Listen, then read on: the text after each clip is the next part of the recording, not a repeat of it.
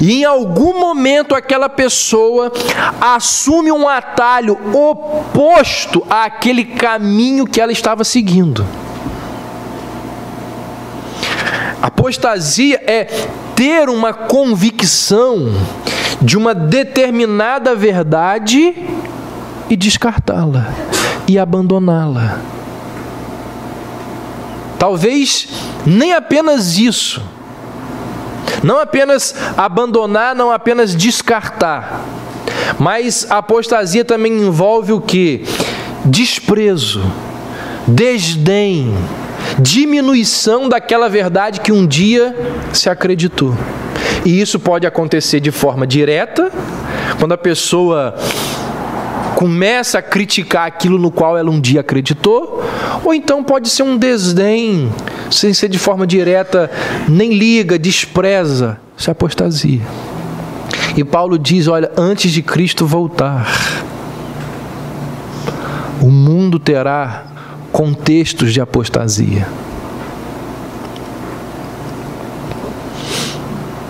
Talvez você não veja isso na sua casa, na nossa igreja. Mas se você soubesse o número de pessoas que abandonam a igreja no Brasil,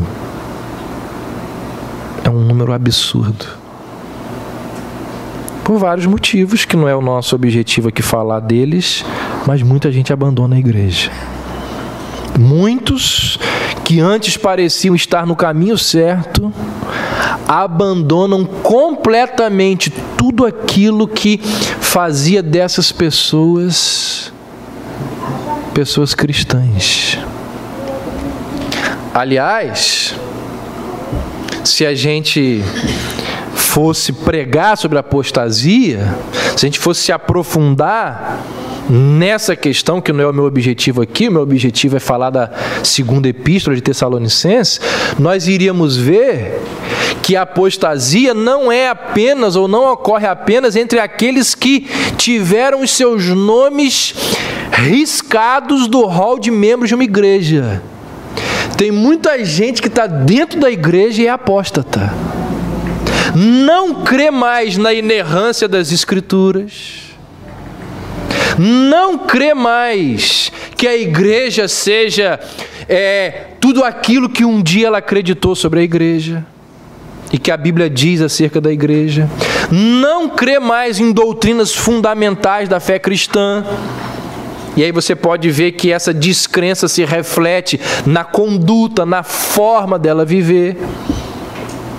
Então a apostasia não é apenas aquela pessoa que abandona a igreja, mas é aquela que está dentro da igreja e vive como se não fosse um cristão de verdade. Terceira expectativa, ou terceira postura, ou a terceira coisa que uma pessoa que aguarda a volta de Cristo, além da tribulação e além da apostasia, aquele que aguarda o retorno de Cristo deve se lembrar, diz Paulo, que antes de Cristo voltar haverá manifestação do homem da iniquidade, do filho da perdição.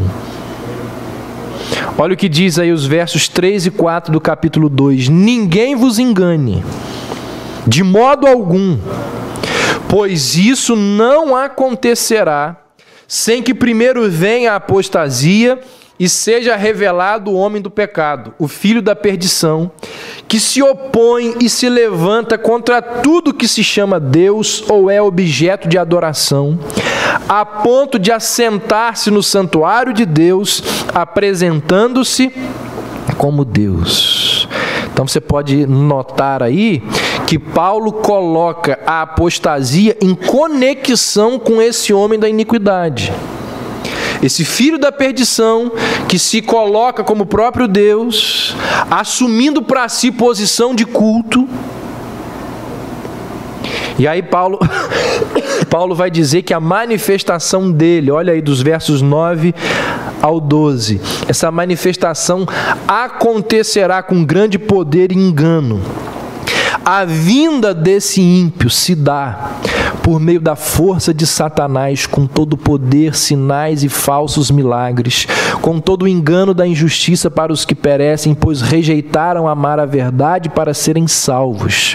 É por isso que Deus lhes envia a atuação do erro, para que creiam na mentira, para que sejam julgados todos que não creram na verdade, mas tiveram prazer na injustiça. Então Paulo nos adverte que antes do retorno de Cristo, nós devemos estar atentos a esse filho da perdição. Mas olha que coisa boa. Ele diz que nós devemos estar atentos, mas não devemos temê-lo. Olha o que diz o verso 8 do capítulo 2. Esse ímpio será revelado, a quem o Senhor Jesus matará com o sopro de sua boca e destruirá com a manifestação da sua vinda. Devemos estar atentos, mas não devemos ter medo. Em quarto e penúltimo lugar, Paulo falou de tribulação, apostasia do homem da iniquidade, e aí ele vai dizer o seguinte, olha, no meio de tudo isso, aquele que for realmente filho de Deus, ele vai passar pelo sofrimento, ele não vai apostatar, e ele não será enganado pelo filho da perdição. Olha o que diz aí versos 13 e 14 do capítulo 2. Mas, irmãos amados do Senhor, devemos sempre agradecer a Deus por vós, pois Ele vos escolheu desde o princípio para a salvação, pela santificação feita pelo Espírito e pela fé na verdade. E para isso vos chamou pelo nosso Evangelho, para alcançardes a glória de nosso Senhor Jesus Cristo. Gente, num tempo em que haverá grande operação de erro, grande engano, num contexto em que muita gente vai dar crédito à mentira, no momento em que quase ninguém vai estar dando moral para a verdade, num contexto como esse, a igreja, diz Paulo, ela vai ser preservada. Sabe por quê? Por que a igreja vai ser preservada? Porque ela foi escolhida desde o princípio para a salvação e para a santificação. Então olha só, Paulo está dizendo que o Senhor guarda, protege, preserva aqueles que são seus. Quando eu estou doutrinando ou ensinando alguém sobre as doutrinas da graça, e quando eu vou falar sobre eleição, José hoje falou sobre eleição lá na classe dos jovens. Um dos textos prediletos, dos meus textos prediletos, é esse aqui. Depois você pode ler em casa, mas leia o texto na sequência.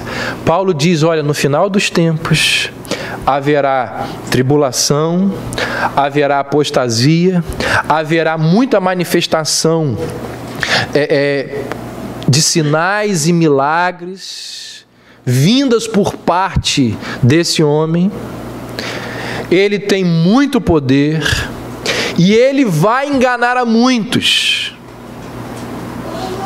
E aí tem um detalhe muito precioso nesse texto. Paulo diz assim: por isso mesmo, Deus envia a operação do erro, para que creiam na mentira e sejam julgados porque não deram crédito à verdade. Paulo acaba de falar isso, aí ele vira e diz assim: mas nós devemos sempre dar graças a Deus, porque Deus nos escolheu antes da fundação do mundo para a salvação e fé na verdade. Então esse aqui é um dos principais textos das Escrituras para mim sobre predestinação.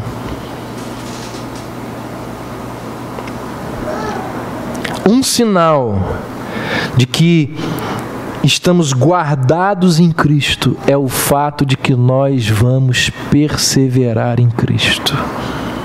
O verdadeiro cristão é aquele que é preservado nos caminhos de Deus.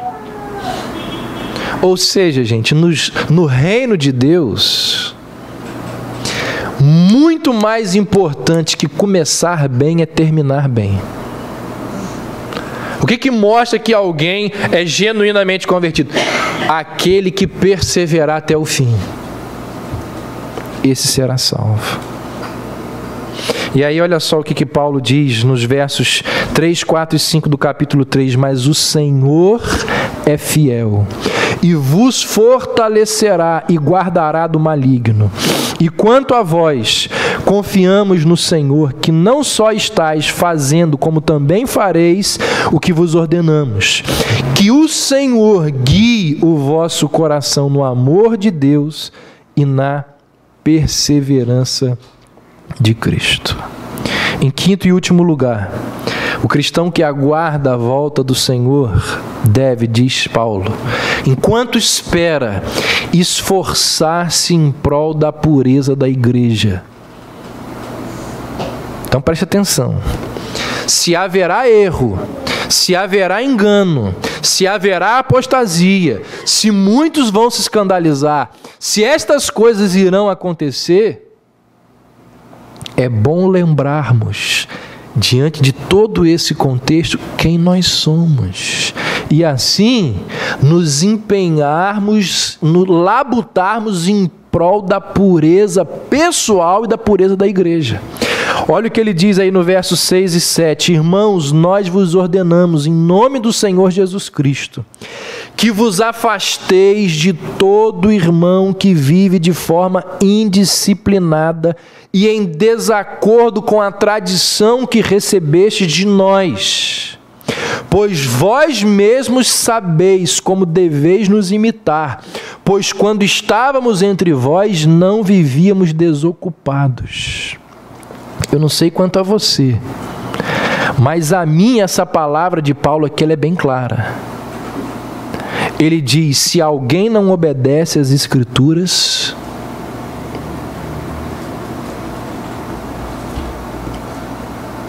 o que está dizendo aí, gente? Não tenha contato com ele. Eu não consigo entender como que um crente tem amigo íntimo que é incrédulo.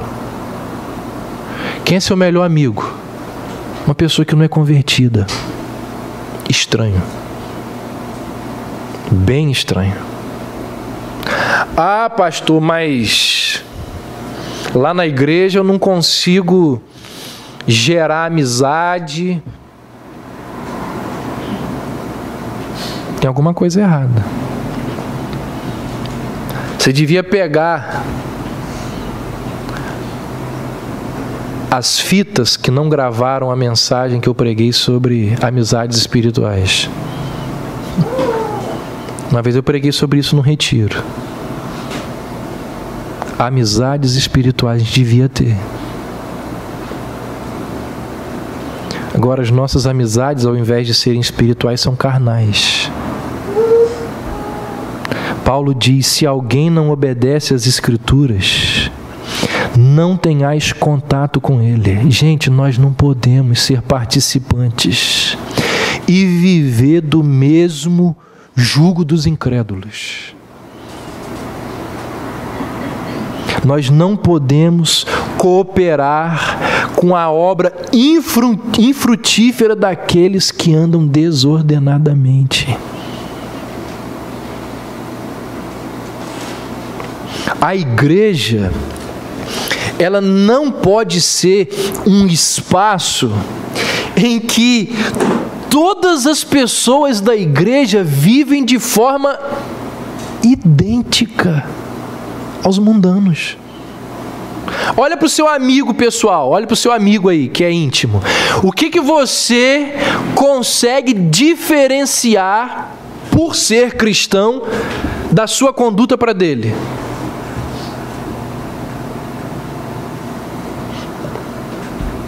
A igreja, ela não pode ser esse espaço onde aqueles que fazem parte da igreja, onde os seus membros possuem os mesmos hábitos e as mesmas práticas dos incrédulos.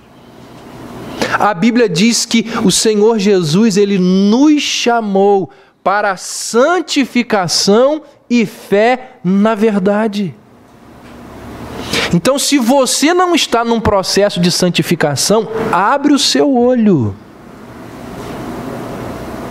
Se você não está sendo santificado por Cristo, liga a luz de alerta, porque pode ser que você está acreditando que está indo para o céu. E tem uma grande surpresa na hora que você morrer. Se não existe em andamento um processo de santificação na sua vida, muito cuidado. Existe uma enorme tendência ao longo da história da igreja e do povo de Deus declinar. Gente, a história prova que igrejas que já foram saudáveis transformaram-se em sinagogas de Satanás. A Bíblia e a história mostram isso. E isso aconteceu porque as pessoas de forma individual e porque as igrejas, elas se apartaram das Sagradas Escrituras. Então, abre o seu olho. Se você tem amigos íntimos que não são crentes, se você não consegue discernir, ou se você não faz nenhum esforço para discernir a diferença que há entre a sua vida e a deles, se você não lê a palavra de Deus diariamente, porque é ela que é luz para os nossos caminhos, que é lâmpada para os nossos pés, é ela que ilumina as nossas mentes para perceber e nos ajudar a discernir os nossos caminhos. Abre o seu olho. Você pode estar caminhando para o inferno. Você pode ser parte daquele grupo de pessoas que vai dizer assim: Senhor, em teu nome eu participei da Igreja Batista Reformada, eu ouvi o pastor Davi pregar sobre eleição incondicional, eu tenho certeza que eu faço parte do número dos... Você interpretou errado, meu filho. Apartai-vos de mim. O procedimento, a obediência, a doutrina, os caminhos, Paulo diz, tudo isso deve ser considerado.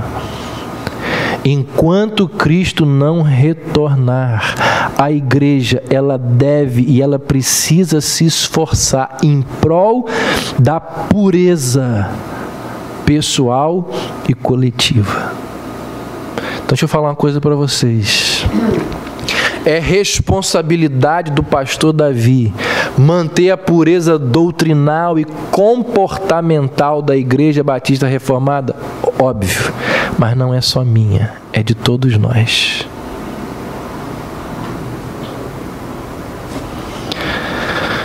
Como pode ser resumida a escatologia paulina aqui em 2 Tessalonicenses?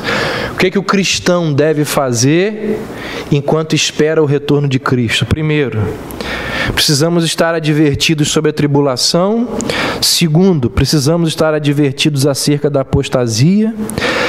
Terceiro, precisamos estar advertidos acerca do filho da iniquidade, o homem da perdição. Quarto, precisamos crer na perseverança e na preservação dos santos.